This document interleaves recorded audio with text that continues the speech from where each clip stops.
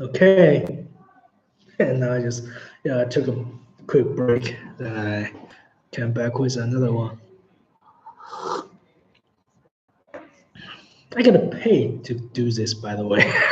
So I'm gonna talk about something else. So now I'm gonna talk about stand-up comedian. So a stand-up comedian is basically like a guy. You also is a stand-up comedian, right? Standing on the stage, like a single one, standing on the stage, and talk jokes. If they do special for Netflix or HBO, they gonna do like a 4 hour standing on the stage, just talking about different jokes. So that's what they do for a living, telling jokes. I have to admit that this fascinated me for a very long time. I wanted to be a comedian in many years. However, this kind of job is not very popular in China. There's no efficiency because we have our own thing. It's called 相声. This is a little bit different from stand-up comedian because stand-up comedians can make jokes out of their lives uh, or what's happening in the world, in the country. But 相声 is something different. It's basically tell old jokes as a barely creating new stuff, but they change it from time to time. So it's still very fun to watch 相声. But to me, I wanted to be a comedian, stand-up comedian. So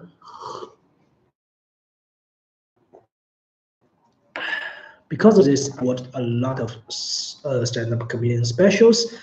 And what I'm trying to do here is like have a collection, have a review to all these comedians I've seen. But it's not like a full counting down because I'm not like a god or something. I can't watch everyone's comedian show. I just watch some of them. All right. So let's start from the.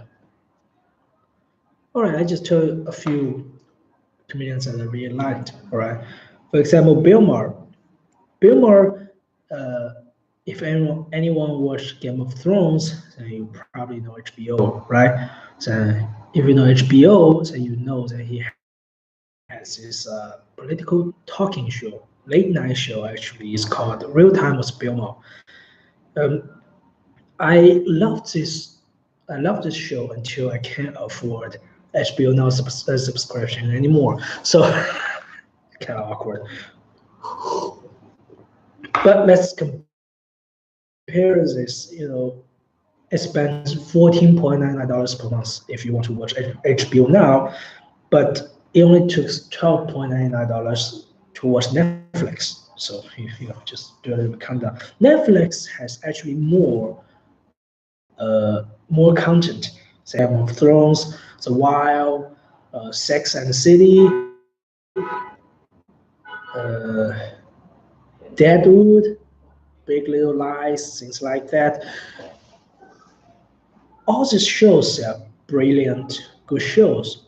Okay, I admit that, I give them that, but it's a little But when you talk about Netflix is all over the place, man. You just can't unsee them. All right, from the beginning they have got House of Cards. Then now look at what they got. They basically they give at least 2 or 3 big hits every year. Can you imagine that? So I'm stick to Netflix. I'm not gonna until I really make some money, so I will subscribe HBO Now again. But before that, I will stick to Netflix. Anyway, Belmont was this comedian who was hosting Real Time with Belmont. He talks about politicals and he was absolutely critical. All right, many people don't like him and many people even hate him. but I like him because the way he told jokes was so deep and so.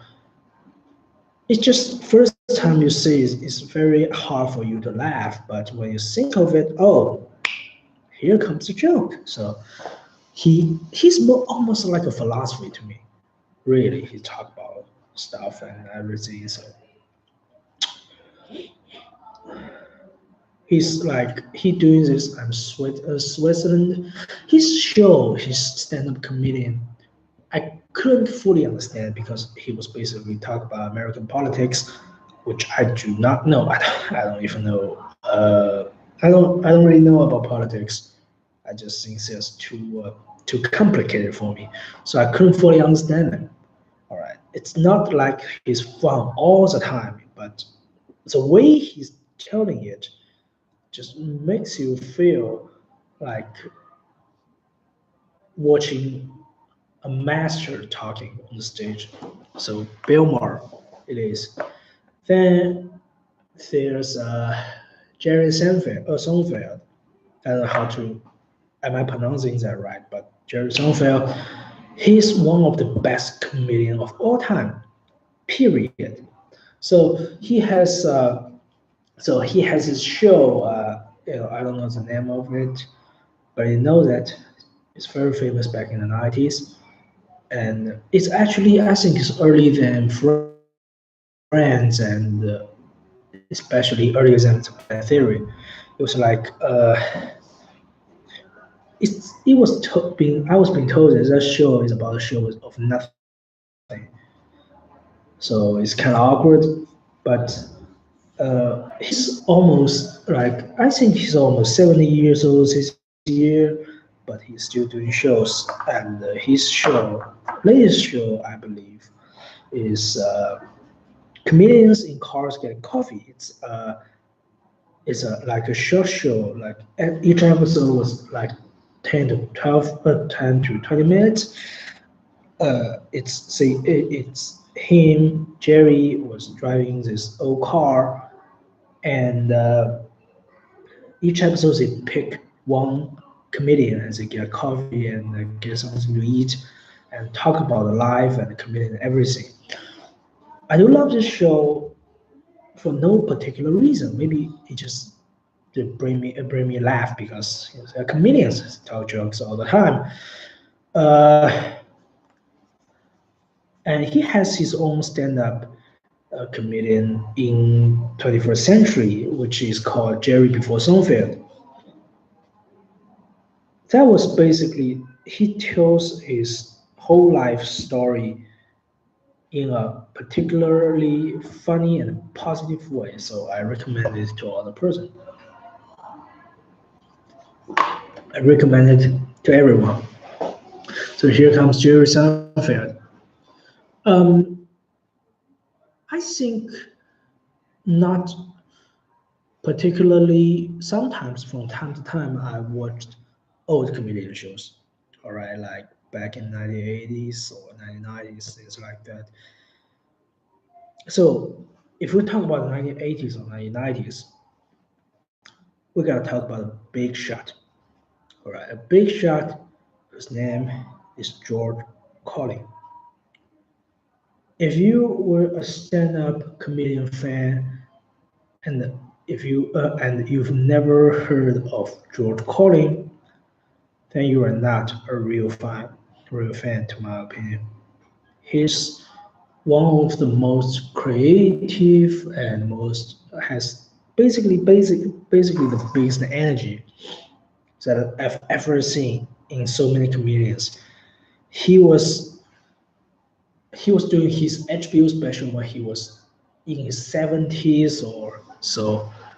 It's quite amazing. You see this old man standing on stage and waving around the mic and telling crazy stories and make people laugh. He's he doesn't believe any religions, even though he was raised Catholic or Christian. I don't really remember, but he does not believe any religions. So he make fun of it all the time. Uh, as a one specific joke I remember very clearly. I mean, I know the meaning of it because I don't really know how it really goes. So he's saying God is basically BS because he's trying to confess you that there's an invincible man living in the sky. He have 10 rules and the Bible, and if you didn't follow these rules, you're gonna go into hell and suffer till the end of time. But he loves you. I mean, of course, the original one was more uh, emotional, more uh, rush. Let's say it. And of course, when he said, "But he loves you," everyone started to laugh. That is so amazing. He's a good performer, in my own opinion. I believe if he tried to become an actor, he can make it. So that's the amazing part. That's the amazing thing of George Carlin. And of course, another like all time, my favorite, Liver. Just the sound of his name just make me feel happy. In Los Angeles shows, radio shows. Actually, I listen to that every week. Best. He's the reason why he's to me he's the best. Okay, so every joke he told, there's a reason, there's an evidence, whatever is behind his back. So whatever you sound, whichever